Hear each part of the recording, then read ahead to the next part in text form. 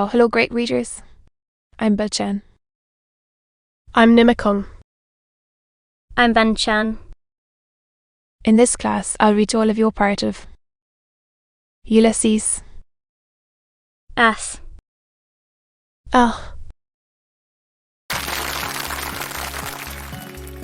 Ulysses. James Joyce. Club 163. I didn't mean to offend the memory of your mother. He had spoken himself into boldness. Stephen. Shielding the gaping wounds which the words had left in his heart, said very coldly, I am not thinking of the offence to my mother. Of what then? Buck Mulligan asked. Of the offence to me. Stephen answered. Buck Mulligan swung round on his heel. Well, an impossible person, he exclaimed. He walked off quickly round the parapet. Stephen stood at his post, gazing over the calm sea towards the headland. Sea and headland now grew dim. Pulses were beating in his eyes, failing their sight, and he felt the fever of his cheeks. A voice within the tower called loudly, Are you up there? Mulligan? Incoming. Buck Mulligan answered. He turned towards Stephen and said, Look at the sea. What does it care about offences? Chukluolo. Hincha. And come on down. The Cessnash wants his morning rushers. His head halted again for a moment at the top of the staircase. Level with the roof. Didn't mope over it all day. He said, I'm inconsequent. Give up the moody brooding. His head vanished, but the drone of his descending voice boomed out of the stairhead. For Fergus rolls the brazen cars. Wood shadows floated silently by through the morning peace from the stairhead seaward where he gazed. Inshore and farther out the mirror of water whitened, spurned by light-shod hurrying feet. White breast of the dim sea. The twining stresses. 2 by 2. A hand plucking the harp strings, wedging their twining cords. Wavy height wooded words shimmering on the dim tide. A cloud began to cover the sun slowly. Polly. Shadowing the bay in deeper green. It lay beneath him. A bowl of bitter waters. Fergus sung. I sang it alone in the house, holding down the long dark cords. Her door was open. She wanted to hear my music. Silent with awe and pity, I went to her bedside. She was crying in her wretched bed. For those woods. Steaton. Love's bitter mystery. Where now? Her secrets. Old Feather fins. Tasseled thence cards.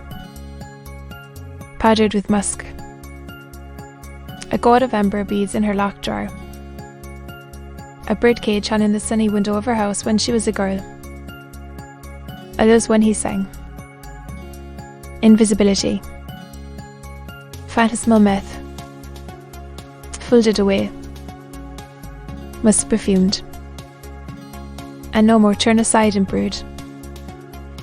Folded away in the memory of nature with her toys. Memories beset his brooding brain. Her glass of water from the kitchen tap when she had approached the sacrament. A cord apple, filled with branch sugar, roasting for her at the hob on a dark autumn evening. Her shapely fingernails ridden by the blood of squashed lice from the children's shirts.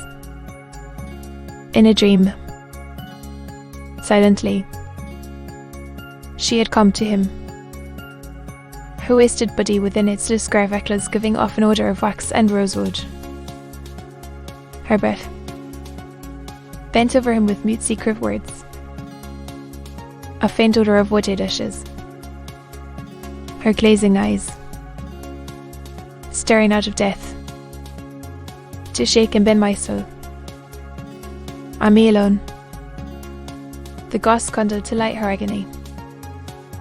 Ghostly light on the tortured face. Her hoarse loud breath rattling in her, while all prayed on their knees. Her eyes on me to strike me down. The later ritilantium ti confessorum term circumde. Jubilantium ti virginum chorus excipiet. Gulf. Shore of corpses. Well, all are. Let me be and let me live. Kinshahoy. Buck Mulligan's voice sang from within the tower. It came near up the staircase, calling again. Stephen, still trembling at his soul's cry, heard warm morning sunlight, and in there behind him friendly words.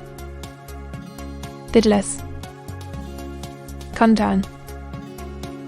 Like a good mousey. Breakfast is ready. Haynes is apologising for waking us last night. It's all right. I'm coming, Stephen said, turning. Deal. For Jesus' sake. Buck Mulligan said. For my sake and for all our sakes. His head disappeared and reappeared. I taught him you a symbol of Irish art. He says it's very clever. Touch him for a quid. Will you? A guinea. I mean, I get paid this morning, Stephen said. The school cup, Buck Mulligan said.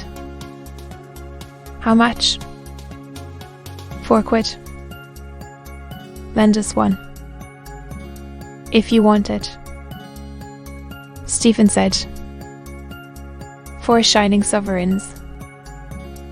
Buck Mulligan cried with delight. We'll have a glorious drunk to astonish the Drudy Druids. 4 omnipotent sovereigns. He flung up his hands and tramped down the stone stairs, singing out of tune with a Cockney accent. Oh, won't we have a merry time? Drinking whiskey, beer and wine, on Coronation Day. Oh, on Coronation Day.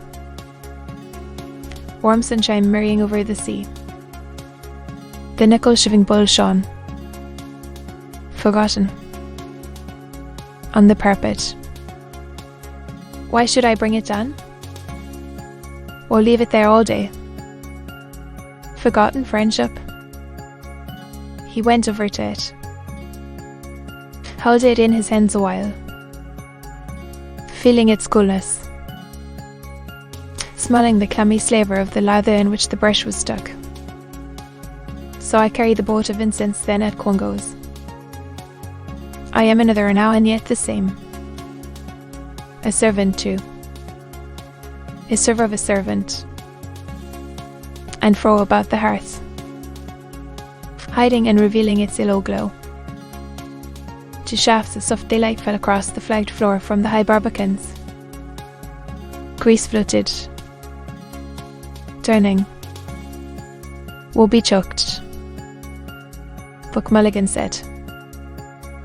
And open that door. Will you? Stephen laid the shiving bow on the locker. A tall figure rose from the hammock where it had been sitting, went to the doorway and pulled open the inner doors. Have you the key?